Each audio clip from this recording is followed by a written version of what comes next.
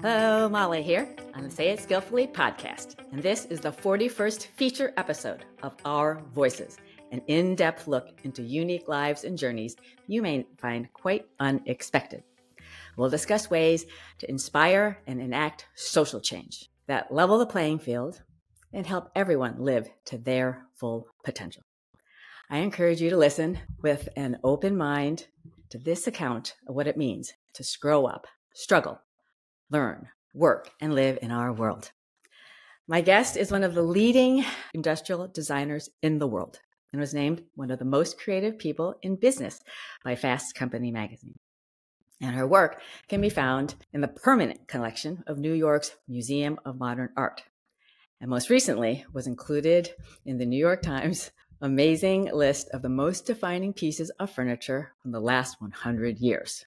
Now, have you ever considered design in terms of designing yourself and your own life? Well, my guest has helped thousands of people do just that. They've learned how to solve life's problems using her design process, earning her the nickname of Design Evangelista. We're all in for a very special treat, and I am honored to welcome my dear, dear friend and designer extraordinaire, Ayse Birsel. Ayse, welcome to Say It Skillfully. Molly, hello. Thank you for having me. This is so exciting. It's so exciting. So Ayse and I have talked about this for a very long time. And of course, we need to honor our mutual dearest friend and idol, Marshall Goldsmith. So we are very clear. The only reason that I am here is because of Ayse. And so Ayse, I have to be a big tribute to you. And maybe you could just share with listeners this little inside story about our friend Marshall. Well, I want to say the same thing. I'm here because of Marshall Goldsmith, who's known as the world's #1 leadership coach. And Marshall and I became friends because he was coaching one of the CEOs that was also my client.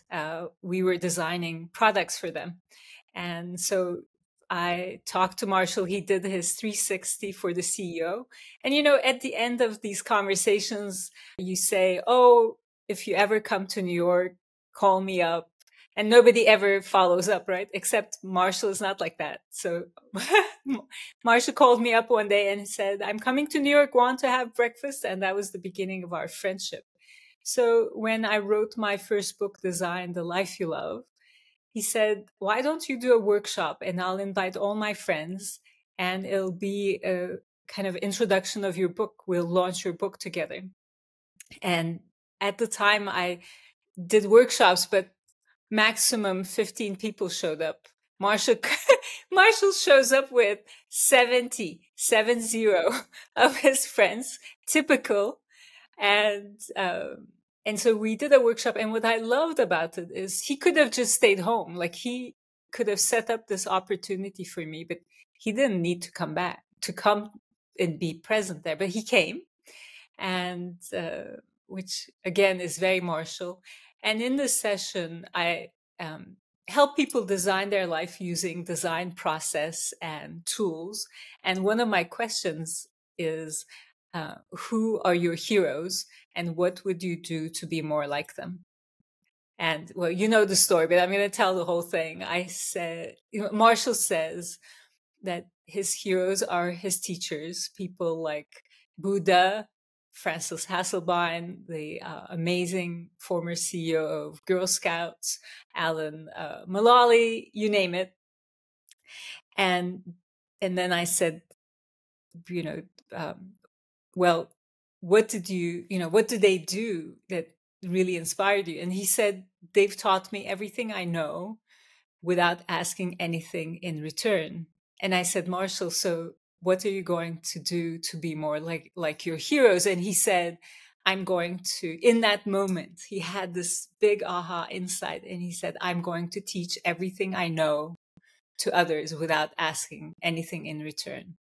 And he started this thing. He went home, filmed a little thing explaining this, put it on LinkedIn, because part of it part of my prompts is also, how are you going to make this idea public? So he made it public on LinkedIn, and he thought like maybe 1,000 people would respond. And Molly, do you remember how many people replied? I think it was over 18,000. There we go. Yes. And so you and I are two of those people that now learn and have been learning so much from Marshall. And our only commitment is when we're older to give back. The same way. Yeah. Yeah. So thank you for that. And thank you, Marshall. We love you. We love you. So this is, we could have a few hours just talking about Ayse and her work. And the reason I'm so excited about this particular episode is my dear friend has such depth of humanity and how she sees the world, how she interacts with it, how she contributes to it. And I feel very privileged to have a chance for listeners to just, Ayse, hear about you, the story of you, not even in a designing you way, but just, your past, where you came from, your childhood, all the things that have shaped the beautiful soul that you are today. Oh, that's so beautiful. Okay, I'll get started and you'll redirect me. So my story starts in Izmir, Turkey. I was born to a family of lawyers, my dad, my aunt, my uncle, you name it, my great uncle. And it was kind of expected that I become a lawyer, but I love to draw. And I asked my mother to find an art teacher for me. I wanted to have art classes when I was 5 years old. I remember that. And luckily, my mom listened to me. And so I started learning and doing art from a very young age, and realized that even though I love the idea of becoming a lawyer, I wanted to create. And so I moved more towards architecture until a family friend came to tea one day, and I was just about to apply to college. And he said, "Have you heard of industrial design before?" And I had, Molly, never heard those two words together before. And I said, "What's that?" And he said, "Look," and we were drinking tea. So he picks up the teacup, and he says, "Look, this thing is curved. It has a round shape so that it can fit in our lips better. And it has a handle so that we won't burn ourselves when we're holding hot liquid. And then it has a saucer. So if you spill your tea, you won't ruin your mother's beautiful tablecloth." And what a beautiful description of what industrial design is. And he said, so there's someone who thinks about these things and designs everything that you see, from this teacup to the furniture, to the light, to you name it. And in that moment, I fell in love with the human scale of industrial design. And that's what I've been doing all my life since then. And I'm so grateful for that tea. Wait. So this is so great to have the epiphany at that age to put a stake in the ground and know your direction, which I think most of us out there didn't have that benefit. Before you go on, I want to just go back to Izmir, Turkey, and for this Our Voices episodes, just help us appreciate what it was like growing up. Did you have siblings? What was day-to-day life like? Yes, I have an older brother who's 4 years older than me, and I loved growing up with him. But then when I was 13 and he was 17, he left for college to actually study law in France. And that was my first heartbreak to have. Like, I went from being the second child to being the only child. So that was a definitive moment in my life. And Izmir was, and still is, it's a beautiful town by the Aegean Sea. And if you think of Turkey, it's across from Greece. And so Izmir is the closest point in Turkey to Greece. And the Aegean Sea is also very important in my life. It's my epicenter. And I grew up with this ancient Greek and Roman culture, and then the Ottoman culture, and then the Turkish Republic, and all of which is part of my heritage. And Molly, I just want to tell one little thing about like how important imagination became for me. Um, I remember distinctly when my parents would take us kind of on little day trips, and often enough to Ephesus, which is like an hour and a half away from Izmir. And Ephesus is this Greek and Roman capital. It was one of the seven ancient kind of beauties in the world is the Aphrodite temple there. So, anyways, I remember being like 5 or 6 years old and completely bored out of my mind that we're in this kind of like going through ancient ruins, nothing to see. And like, and I think my dad noticed that I was like, I just wanted to go back home. And he started talking about how like people used to live there, and that he said, look at these like lines that are engraved grooves in the marble streets, because Ephesus has marble streets. Like the streets are paved with marble, and you could see these lines, grooves. And he said, those are from the Roman chariots.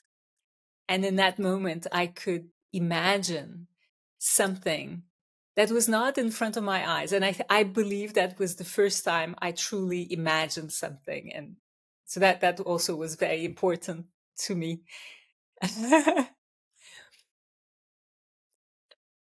Your parents, tell me about them, what you learned from them. So my mom is this very strong woman who was like, it was her way or that's it. So, but she was also incredible. She had great taste. She dressed incredibly well. She created a beautiful home. She really cared about us. And she was very smart. She went to college, but then at the time in the 50s, in Turkey, you didn't really, you could go to school, but you didn't practice what you learned.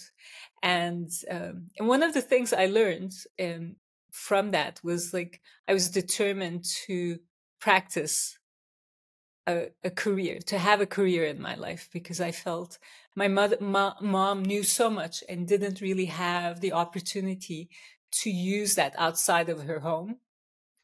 And I was determined not to do that. And luckily, my parents really were very determined that I become this independent woman who like really followed her own direction. And my dad was an amazing lawyer, very hardworking. I learned how to work hard from him.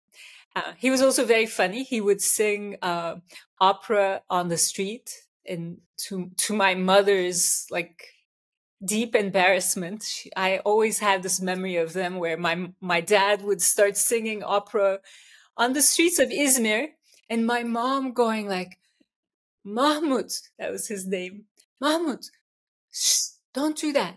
Shh, everybody's looking at us. So that's kind of like my childhood in a in a nutshell. Fabulous. Yeah. So I am curious, when does English come into the Turkish child's curriculum? And I guess, did you feel pretty much like a normal kid? I did. Yeah. You fit in fine. That's great. Yeah. We'll talk a little bit more about that, but well, let me start with when did I learn English? It was kind of understood. Like my parents spoke English, my grandma spoke English and French. my dad and brothers spoke French as well. So it was like a bilingual or trilingual family. But I learned French actually before I learned English because my mom didn't speak French and she always wanted to speak French. So when I was growing up, when I was like 7 years old, she made me go to French classes. And you'll find this funny knowing like my family now, but I remember being like really little and I was the only one who would get up early in the morning on a Saturday, and I would have to go and to this French class. And one day I was really upset. I'm like, "You're all at home sleeping, and I have to go to French class." And I'm like, "Why?" And my mom said, "You go, and you'll thank me one day." And she was right, you know. So. Um, Yeah, my biggest regret and only regret really is we took Mandarin lessons and I don't speak Mandarin. I speak very poor Cantonese. And, you know, the world changes when you can really communicate in different languages. Yeah, I'm grateful. So you've got this design thing and I don't know, leaving Turkey to come to America. So talk to me, like, how is that? What is the kitchen tell? Well, you know, we love you, but we think you should go to school in America, or you came up with that? There's kind of, I mean, my brother went to France, right? And then he did his master's in the States. So I kind of was like, understood that, well, I'm also going to follow in his footsteps. And I want to go to New York. I don't know why. Well, I kind of know. I kind of figured out why. And that's another story. But I was like, I'm going to go to New York. Well, let me just tell you, because when I was 12, I read A Tree Grows in Brooklyn and I fell in love and I wanted to live that life. So imagine how a book can influence a child. And then when I told my parents, like it was the end of high school, my first thought was, I'm going to go to New York. And my parents were like, no way. I was only 16, so they didn't think that was a good idea. So I did my undergraduate in Turkey at the Middle East Technical University, which was amazing, and that was the right idea. I was too young to leave Turkey, but then when I finished that, I was like, okay, well, now I get to go to New York, and I could see like my dad's face completely like change. Like he was not ready for that. And I thought, okay, I'm not going to ask this question again. I'm just going to figure out how to go to New York. So I applied for a Fulbright scholarship, and miracle of miracles, I got in, and I went to see my parents and I said, you know what? You don't need to send me. I am going to New York. And so that's how I mean, that's kind of, they taught me to be like that, right? Yeah. So I came to New York and I've lived for 40 years in New York. So you pack a few bags. I just, you know, and then, you know, people think about it now. You have a phone, you call your parents, but that's like goodbye. So it just was that like you were fine, or your mom's crying. I'm just wondering how that is to kind of separate from a family you're so close to. Molly, you asked the best questions, and it was very difficult for my parents. They've told me many, many times, especially my mom. They came and they dropped me off at Pratt Institute in New York, which is where I did my master's. And at the time, well, to this day, Pratt Institute is in Bedford-Stuy. But at the time, that was the worst neighborhood in the world, in the States, in New York.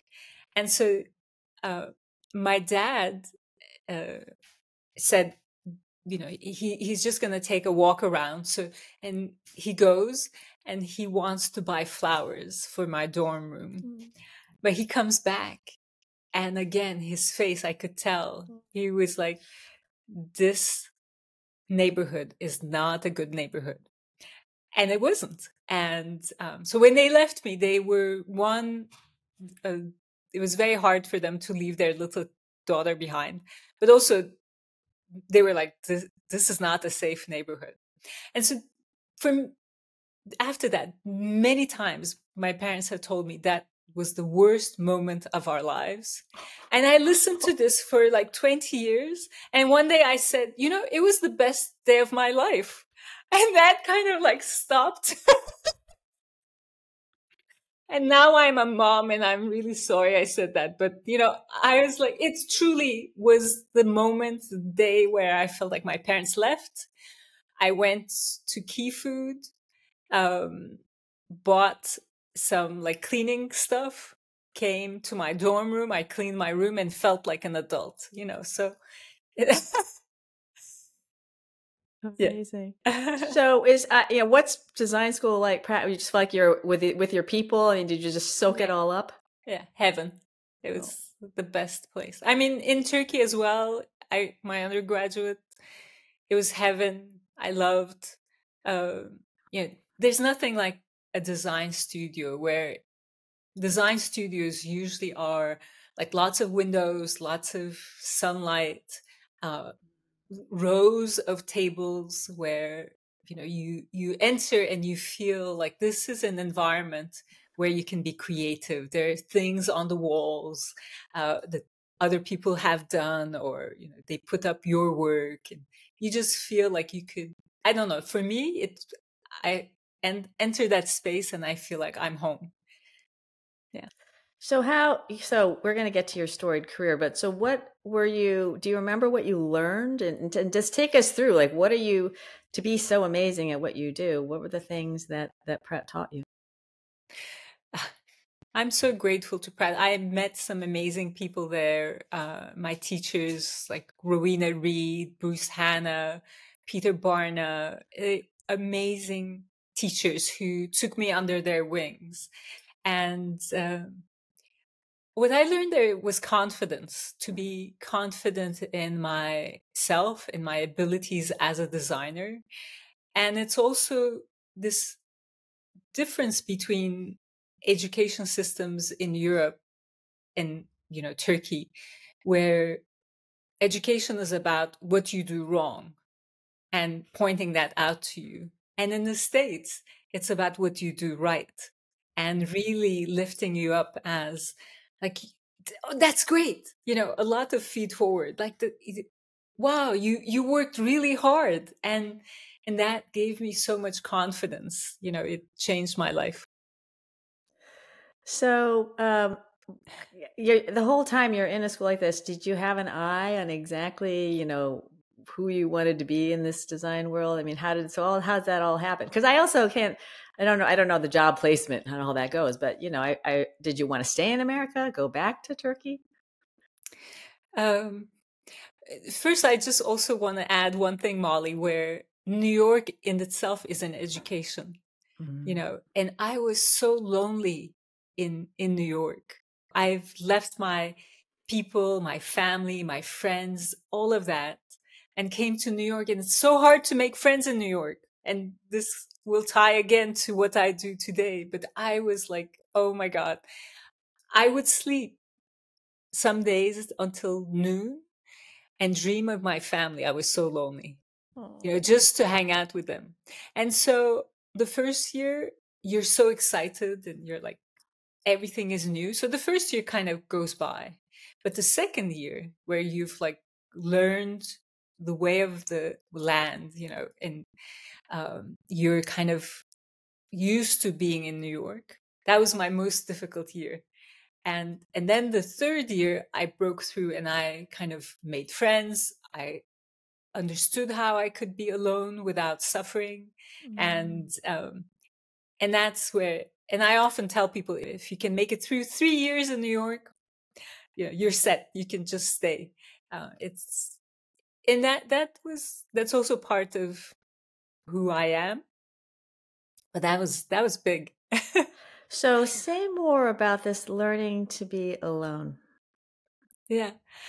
I mean, it was, you go to school, you hang out with your friends, but then in Turkey, after the uh, the day was over, like the classes, we would just hang out. We would go have something to eat together, drink together. At Pratt, end of class, everybody disappeared. They all went to their homes. Maybe they had a job, they had families. So the whole place just went wink. And then also in Turkey, relationships are very relational. You love people, you don't ask why, you hang out together, you're kind to each other. In New York, I remember one day I was at, and these are little details, but that mark you. I was at the dorm room of somebody that I considered a friend, and I was just there maybe barely 5 minutes, and she was like, "Okay, well now you can go because I have work to do." And I was shocked. I was like, "Really?" you know, Oh no. so it's, you know, you'd never say that to someone. Like you'd never show the door to someone in Turkey. And so that I was like, "Oh, okay." Uh, so, so that was, so that meant that I went back and I was alone, and I talked to my brother about it because he had kind of gone through something similar, and he gave me very good advice. He said, go to Key Foods, buy food, make yourself food, and I'll take care of it. It sounds funny, but it's so true. So I did that, and that occupied me. And then, sometimes when you make food, you can share it with other people. That also helped. And then eventually I figured out that where I lived was important. And so I moved into St. Mark Street, in the middle of, like, it was St. Mark Street, East Village, hopping place. What I loved about it is that neighborhood, East Village, was on 724. So if I were lonely at 10 at night, I could go to a bar. If I were lonely at 7 a.m., I could go have breakfast somewhere. If I were lonely at 10 a.m., I could go to the bookstore. And at 8 p.m., I could go to the movies. So that kind of made me, it taught me how to be fine just being alone. And then I had, by that time, I started having some really good friendships with people, some of whom are my oldest friends to this day. One of them is Stefan Sagmeister, who's an amazing graphic designer, and we started Pratt together. Like, he was also a Fulbright scholar, and he became one of my dearest friends. His friends became my friends, and so eventually I got the hang of it. New York has always been that melting pot notion. And culturally, did you find ease fitting in? A lot of folks from around the world in the program, or how was that? That was the best thing. Yes, I didn't feel different. I felt like everybody else in New York. Uh, didn't even realize that that's kind of unique to New York. And definitely, one of my best friends in New York was Rodolfo Sanchez, who was from Argentina, and he and I became friends because my first design class, our professor asked us to turn to each other and draw each other. And can you imagine? And here I was, I'm from Turkey. I didn't realize it, but Rodolfo was from Argentina. We drew each other. And then something magical happened in that moment. When you draw someone like that, you become friends. And he became one of my best friends at Pratt. And now when I do workshops and seminars, that's the first thing I do with people to break the ice. I ask everyone to turn to each other and draw each other. And everybody's like, "Oh no, it's like the worst thing." And they laugh and they butcher each other's portraits. And in that moment, they become friends. It's magical, you know. That is so magical. It's funny. I did a post today about, when you look, what do you see? Right. And all of a sudden now you're like, oh my gosh. Well, first of all, you have to know that, having been part of this, for those of us who cannot draw at all, like we really cannot draw. I mean, you're an elite group there, because those people actually could draw, but that is very scary. But it does really bring to the front of my mind, that we can be very intentional about what we choose to see. Yeah. And It's not to be beautiful. delusional, right? But it changes how you feel about someone. It's so And great. actually, Molly, I just want to say, respond to what you just said. Like, you're in an elite class, like the rest of us don't know how to draw. What I've actually found is we all know how to draw, but some of us give up when we're 5 or 6 and somebody makes fun of our drawings. So when I work with people, I want to take them back to that childhood where they were amazing drawers. I mean, we all know how to draw. We can make stick figures and draw maps, and we're all extraordinarily creative. So, and we'll speak about that, but that's really like what teaching people how to design their life has taught me, is that everyone is extraordinarily creative. And I just need to give them the tools to bring out that creativity. It is so beautiful, folks. We're all artists. We may not know it, but we are. Okay, so let's just fast forward. School's amazing. Jobs, was it stressful about thinking about a job? And I'm wondering if your parents were at some point like, hello, are you coming back ever? Yes, and yes. So I got very lucky because I was offered the job as I was leaving school. Ooh.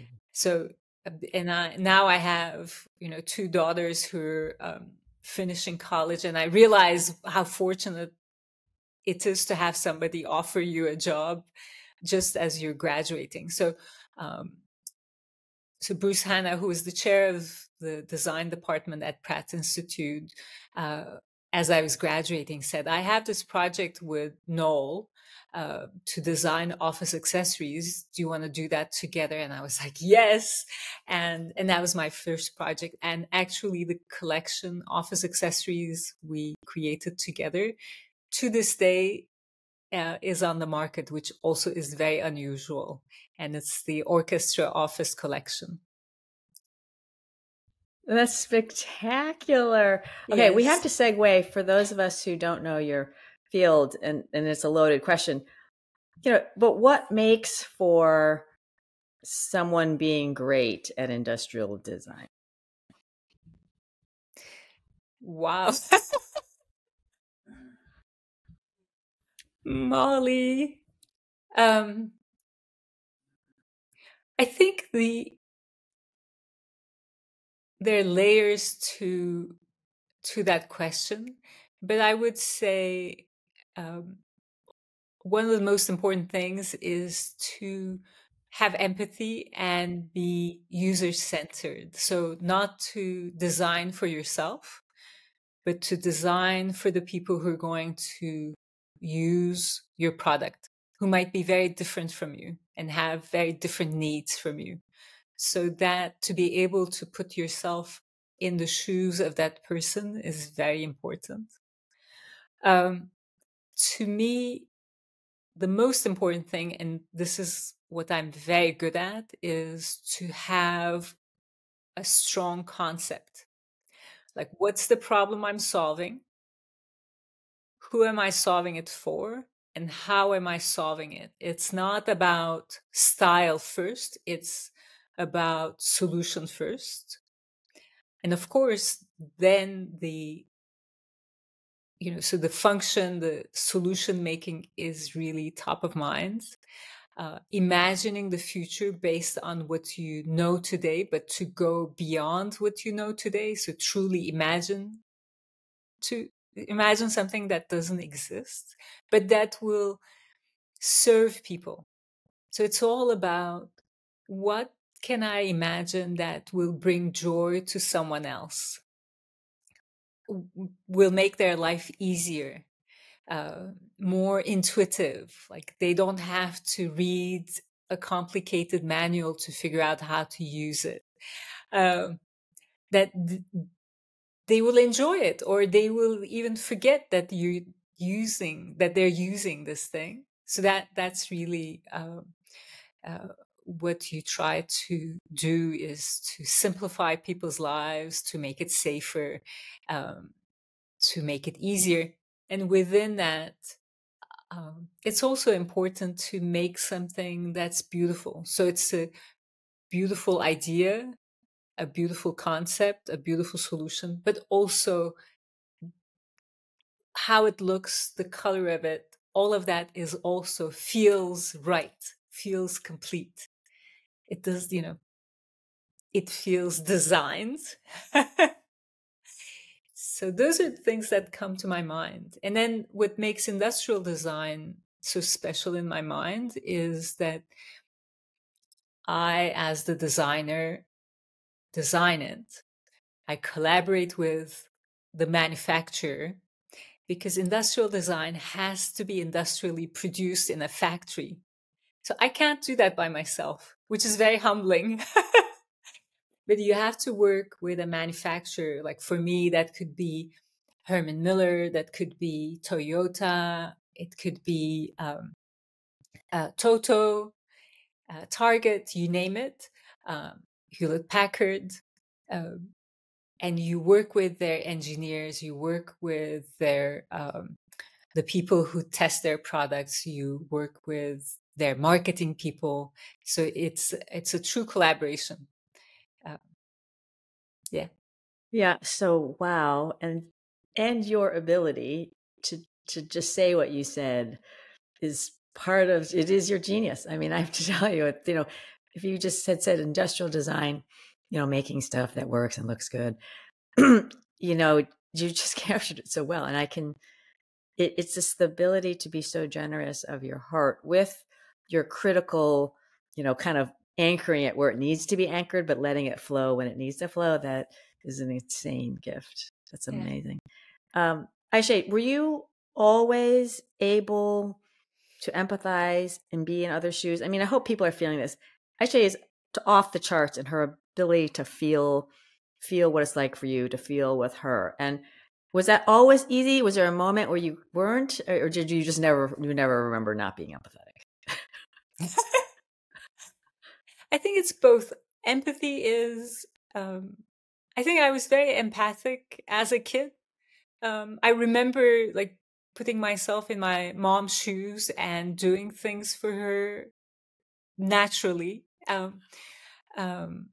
But also it's learned. I learned it from my teachers at school, watching them do their work. And like Bruce Hanna, I mentioned, who is an amazing designer, who's also very human and human-centered. He definitely taught me empathy. And when we worked together to design the Knoll office accessories, when we would get prototypes made, like I would go to New Jersey and kind of collect these prototypes. And he would call me and say, Ayse, pack each prototype as if it's a gift, because we're gifting it to our client. Oh, it's like, I mean, that who tells you stuff like that, right? That's empathy. Yeah, that's crazy. I am blown away. So let's talk about self-doubt, periods of self-doubt, or just making mistakes. Was that because it's design? Is that just built in? Because often that's a really hard thing for people. And so just share with us. Oh yes, thank you for asking me that. I have self-doubt every morning, and and I spend the rest of my day to snap out of it. So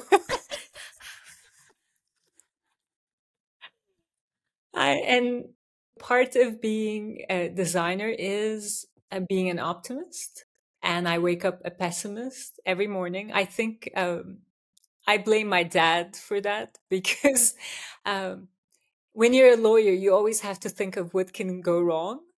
And I think that's somewhere in me. And then I fight myself, especially these days with like mindfulness. I'm like, I tell myself, I observe myself, and I'm like, you know that this is all bullshit, right? Just get on. So then the thing that helps me most is when I'm drawing, I'm very self-confident. So if I can draw and I can imagine things, I mean, not all the time. There are days where, I'm not happy with anything that I've done, but generally I'm like, okay, I connect with something that I feel like is a deeply part of me. And then it gets better. By the time I go to sleep, I'm great. Somehow in the dream cycle, the lawyer pessimist knocks in and gets up, and then in the morning you're like, do it all over again. It's incredible. I don't know what to tell you. I'm just trying to shorten the cycle so that it's the awareness is fabulous. It's fabulous. Okay, so you've just take us through, because folks don't know, she's like, I mean, toilets. I mean, Ayse is known for so many things around the world, like game-changing things. So the bragging rights, we could take the whole show on that. Take us through just a career, like you designed this collection, and then how did you think about going on and working with folks, and then starting your own firm? So I started my own firm from the get-go. So that was very lucky, because when Bruce Hanna asked me to work, we were almost like in the future, where we were in a hybrid working situation. He worked from his place, I worked from my place, and then we would meet. And then plus my dad was, he was a lawyer, but he had his own office. So I kind of saw him as like, you can have your own office, you can work for yourself. So that was, so in the beginning I freelanced, then I started my own company.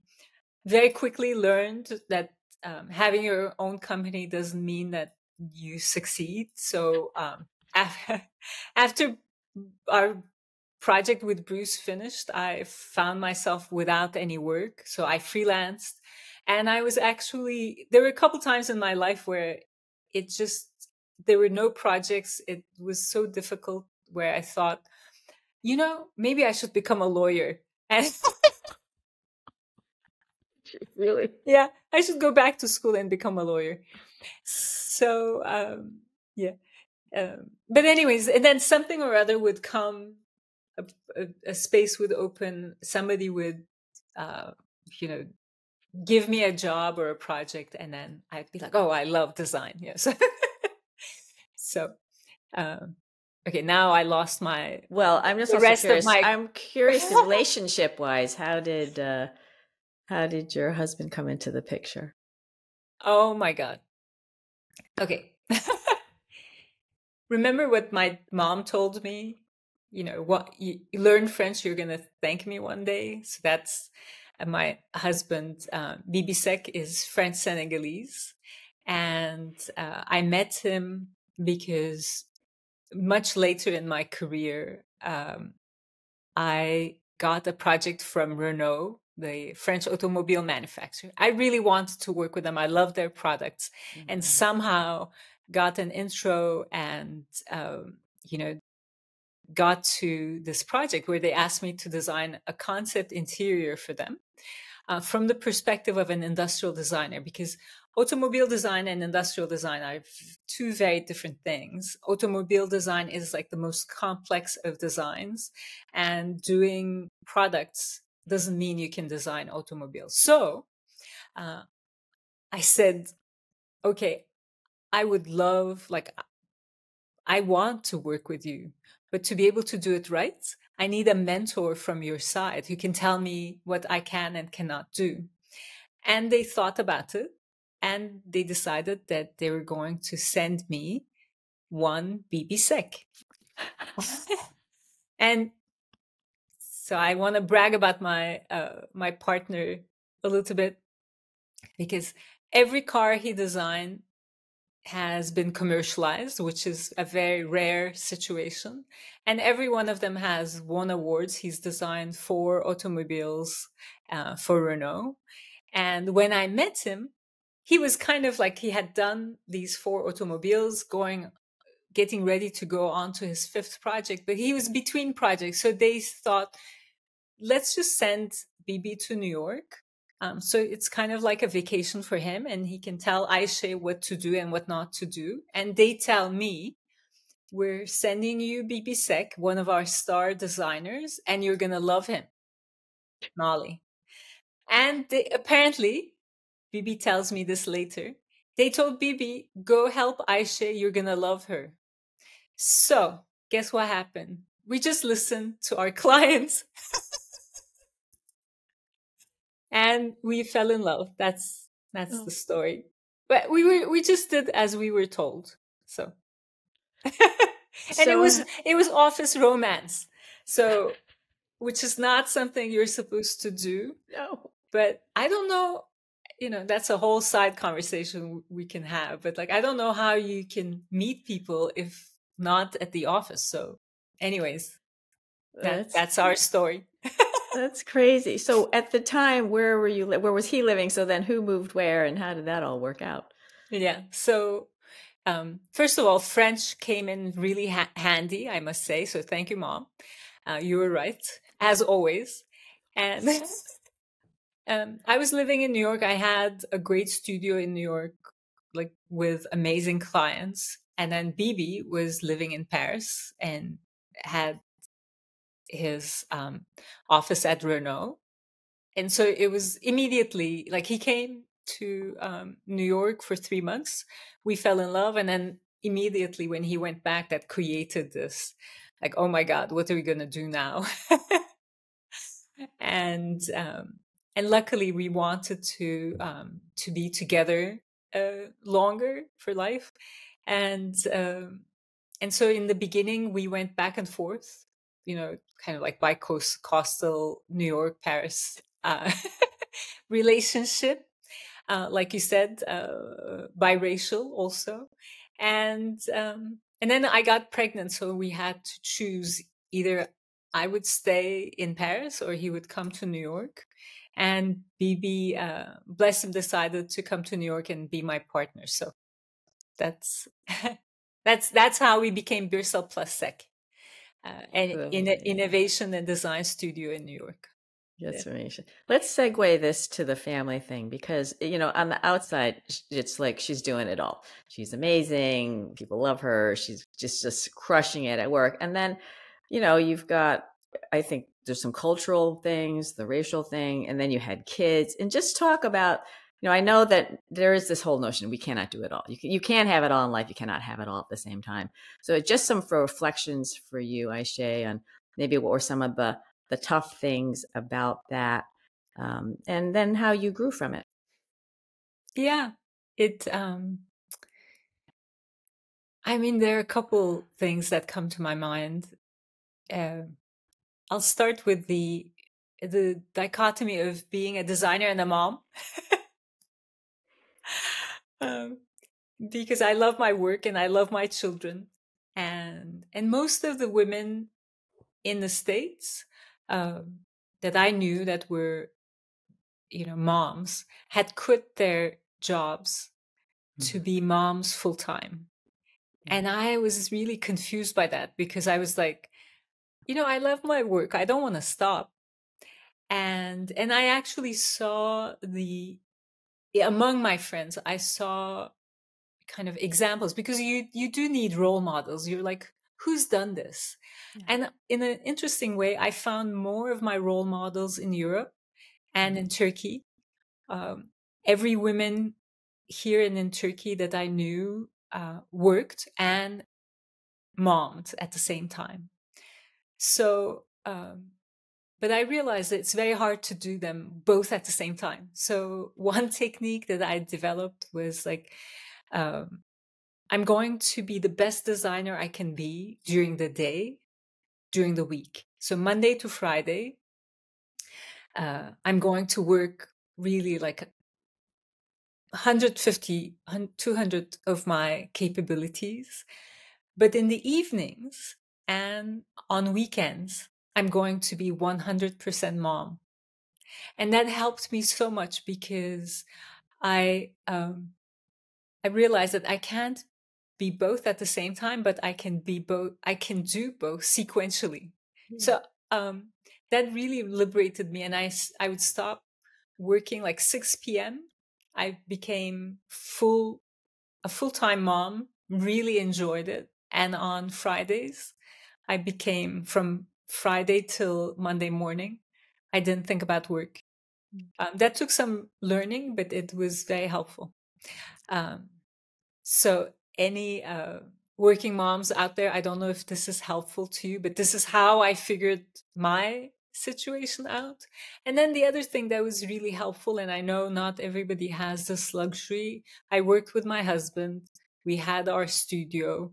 Um, so my partner was understanding, right? He had a similar responsibility, and he didn't ask me, why are you leaving now? Like, why aren't you working on the weekend? So that was very lucky. But I'm just gonna, may I continue and tell you the other side of that story? Is, so Bibi and I became partners, and we were so excited. We're like, oh, we have our studio, we're working together, we're like parenting together. But what we didn't realize is we were thinking so like in an ideal situation. We didn't realize that we were putting all our eggs in one basket. So in 2008, when the economy crashed, guess what happened? We were very successful, and I was, I should have been more humble, but I wasn't. I was like, the economy crashed, but that's not going to happen to us. We're just going to continue. And I learned my lesson because as designers, you're outside of companies. So when your clients are cutting budgets, the first thing that goes is innovation. And with that, outside designers. So Molly, we had no work. And that was really hard because I had uprooted BB from his like stable and really great job, salaried job. Now we were both in New York. Plus, I have a stepson who was like 12 at the time. He was living with us, and we had two little kids under the age of 2008. Yeah, they were like 3 and 4. I felt so responsible. I was like, oh my God, what did I do? And nobody wanted to hire me because I had not worked for anyone. Uh, I had designed office systems, but I had not worked at an office. And headhunters at the time told me, well, nobody's going to hire you. We can't really help you. And so that was pretty bad. But that's one thing that changed my life. So I want to tell you that story. But that's kind of the stuff that happens when you work, husband and wife. How did you reverse that trend? How did you slowly pull yourself back out? So here's what happened. I was very frustrated and felt really responsible.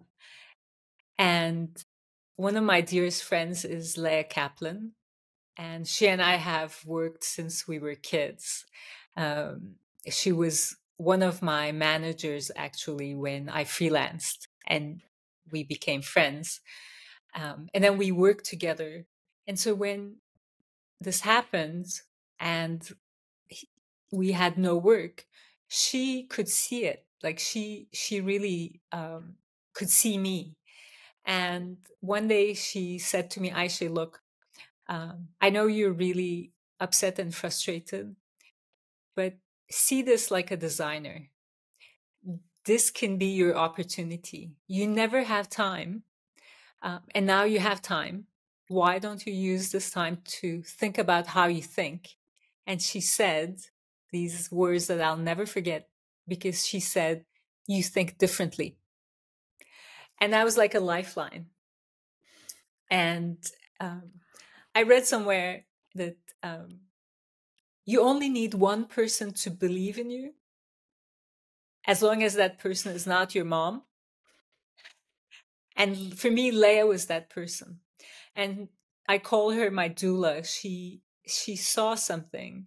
So I ended up spending that year looking for work, but also thinking about how I think. And it's a very interesting process. And you might have done this as well with Say It Skillfully, but you kind of do a journey into yourself and you figure out, like, how, for me, it was, how do I go from what I know today to what I can imagine in the future? And from that, I developed a design process that I called deconstruction, reconstruction, that then became the red thread across all our work. So, Wow. Wow. Out of all that necessity came something that has literally been yeah. the absolute catalyst for all that's followed. That's unbelievable. Thank you. Thank you for sharing. Yeah. My God. Ayse, what do you love most about designing? What do you love? Like, what is it that lights you up? What lights me up is to imagine things that will somehow make things better. So that, like, to have this conceptual mind that I can put towards the service of others. So how can I make somebody's life a little bit better? That's what gives me joy. But also my tools, the way I think is visual. And so to, like, pick up my pen, where's my pen? Right. To pick up my pen, to pick up my notebook, I'm at my happiest. And then I think about, okay, what's the problem I'm solving? How can I make somebody's life better? I map it out. I draw it out. I draw those people. I draw these solutions. I sketch. And through that, I eventually get to it's how I look at the world. Once I have a project, a problem to solve, I see everything through that lens. Things inspire me through that lens. I talk to people through that lens, and I draw until in the beginning, my sketches are very, um, they're really ugly. They're like, because I don't know what I'm doing. And eventually, as there's like a breakthrough where there's a moment where I leave what I know behind and I can imagine the future. And that's what I love. And that's what I do. So fabulous. That is so fabulous. And I marvel at the fact that you can be in this, I would say, dream state, imagining what's possible, imagining what you could know, and then being able to execute on it, right? It's not just not clouds. It's the ability to bring it to life. Okay, can we spend, I know we're running on time, but can we spend a few minutes on just give folks a little bit of an input, and then we'll give them some links. The Design the Life You Love, how people can take bits of what you shared. Just talk a little bit about your process so people might be able to understand how you could help them, how they could help themselves, actually. Okay, in a nutshell, Molly and everyone, I am an industrial designer. I design everything, as Molly was saying, from toilets to office system to kitchen gadgets. But our biggest project is our life. So one day, as an experiment, I decided to deconstruct and reconstruct my life, and realized that not only does my process works, but you can design or redesign your life using design process and tools. And that's what I do. I love doing that. And so it's almost like it's gone beyond products. This is really design product process, you and your life. It's the most minimalist thing you can imagine. It's also the richest thing you can imagine. And when I was saying people are incredibly, extraordinarily creative, that's what I do. Is I give you my process, which is by this time incredibly accessible, and help you redesign your life so that you can see the future based on what you know today, and with optimism and problem solving and empathy and open mind and collaboratively. So I cannot more strongly encourage folks to check it out. So what are the sites and the books, Ayse, that people can check out? So if you go to my site, aysebirsel.com, and also subscribe to my newsletter so we can talk to each other, because every week I talk about things that are of interest to me. Instagram also, Design the Life You Love. And you can also find me on LinkedIn. And then the books are Design the Life You Love. Then I wrote Design the Long Life You Love, which is based on lessons we've learned from older people that you can apply early on in your life from your 20s on. And then the most recent book that I contributed to is Modern Achievement, which is our friends Ashish Advani and Marshall Goldsmith. I wrote a chapter on freestyle, which around Design the Life You Love, and then I illustrated it. And all the proceeds from that book goes to junior achievement worldwide. Yeah, it's amazing. So folks, check it out. You will be very happy that you did. So okay, we have to, because we're on the Say It Skillfully show here. Ayse, can you think about it? You're so, I get the cycle that you go through each day, but your ability to articulate yourself in a way that's genuine to you and seems forthright to me, it seems natural, but can you just share, was it always easy? Was there a particularly tough conversation you remember where you're like, oh my gosh, that's not how I wanted that to go? I love that. And I love learning from you, how to say things skillfully, because I say things through visuals. I talk through my drawings, but that's not always possible. And so often I find in the moment, it's really hard for me to say things skillfully. So I'm a great listener. I listen, I think, and usually I try to respond after I've thought about it. So sometimes on important things, the response might come a day late or a week later. Yeah. Yeah, it's good to know that you I've had process. many difficult moments where I'm like, okay, I don't know what to say. Molly, I wish you were here.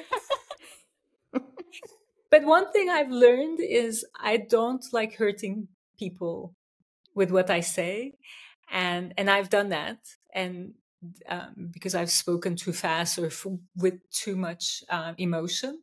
And so I try to always figure out, I try my best to say something in a feed forward manner.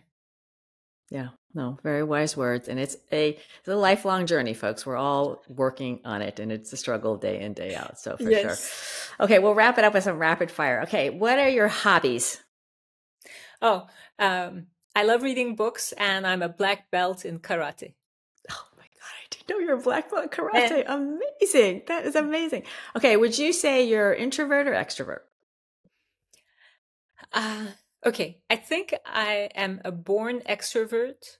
I learned to be an introvert because people told me you talk too much and silence is golden. And now, so I was a great introvert, and now I'm relearning to be an extrovert, as you can see, from our conversation. I think you're very successful. Very good. Very good. Okay, what might even folks really close to you, find very surprising about you? Oh, that's a great question. I should ask my kids that.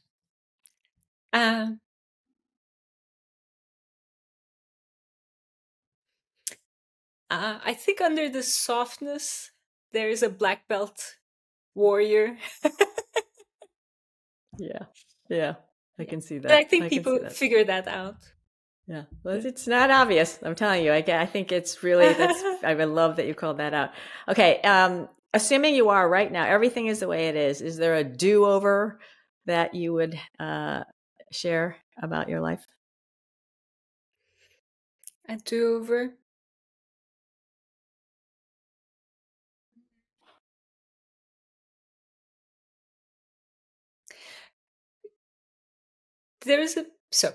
I think that one of my superpowers is going towards the unknown and learning from that.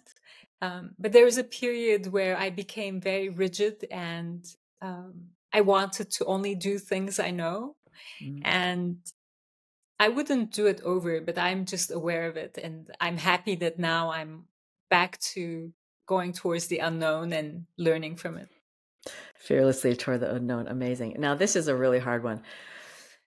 Your proudest accomplishment. I've listened to some of your podcasts, so I kind of knew this was coming. It's hard to give one answer. In different periods of my life, I've been proud of different things. I'm very proud to be the queen of toilets and to have designed what's known as the world's most comfortable toilet seat. I am proud to be the mother of beautiful kids. I'm really proud of writing Design the Life You Love, my first book. I mean, who would have thought? But these days, I'm really proud of my relations and the friendships that I have. Like, proud to be your friend, Molly. Proud to be Marshall's friend. Some of my friends, to have them as my friends for so long, I feel like, oh, they're my friends, so I must be doing something right. I think so. I can affirm that. Okay. So I think that's not a question anymore. Okay. Actually, if you weren't an industrial designer, what profession would you be in your next life? Opera singer. Oh, for sure. For sure. And any nicknames you care to share with us? I think you shared the being a design evangelista. So I added Queen of Toilets, and I was known as Queen Bee for a while because I designed this office system for Herman Miller. That's the geometry of it is like honeycombs. So I was Queen Bee for a while. Yeah. We're going to talk about that. That's amazing. Okay. And then a favorite food or cuisine? Oh, this is a hard one. I love Turkish food. I love Japanese food. And I love feta as a specific food. Love that. We'll talk that offline. Okay. And then, you've listened to yourself. You've been so generous. I'm so grateful to you. What's your top takeaway from all that you've said? My top takeaway is how easy you make it for people to talk to you and share their deepest kind of deepest failures, frailties, the things that they're proudest of. You're magical, Molly. There's something about you that I'm very proud to be on your podcast, and it's you, the secret sauce. Very kind, my friend. Last question. What was it like for you, my dearest, to share your journey with us today? It was amazing. This one is for my kids. Listen, and this is your mom. And she's always right, just so you know. Let's put that out there. Okay, we're going on. You just have to know, time is with you is such a gift. I just admire how your presence, always conveys. I'm with you. You're with me, and it's just a treasure, my friend. And what you've shared really brings deeper meaning to life. And you have this really unique sensibility, and you can integrate the visual aesthetic, your choice of words, how you use them. But most importantly, Ayse, it's your just generosity of heart. Thank you. So thank you, Molly. Thank you for seeing me. I see you. I see you. And I appreciate for how you're part of the solution, and you are helping all of us be safe, seen and heard and our true and very best selves. So if I can help in any little way, my friend, I'm here for you. Thank you. You take good care. We'll see you soon. Yes. Hopefully, maybe I'll make a trip to Paris and see you. Yay! Yay, yay, yay, yay. Okay, folks, as you have heard, Ayse has found her authentic voice and shown it is life-changing, benefiting her career, her relationships, and everything that she does. I want to help you do the same, so I've launched the Say It Skillfully one-on-one training program to help you speak up and make your words matter. So you can check it out at the sayitskillfully.com site. And I am thrilled to be co-authoring my first book with the one and only Marshall Goldsmith. So it's out in a few months, and would love for you to sign up to my mailing list and keep you posted on that. And my final thought is from Henry Miller, and in tribute to Ayse. The aim of life is to live. And to live means to be aware, joyously, drunkenly, serenely, divinely aware. And I have to appreciate and give my awe to the skillful Eric Patton, who makes this show possible and is also the driving force for sayitskillfully.com and all of our resources and programs. And that is a wrap, folks. I want to thank you for joining us. Please be part of the solution and kindly share this show. Amplify dear Ayse's voice. And I want you to reflect on your own top takeaways. Know I am always cheering for you to be who you are and say what needs to be said skillfully, so that you and those around you have the shared reality that makes work and life so much better.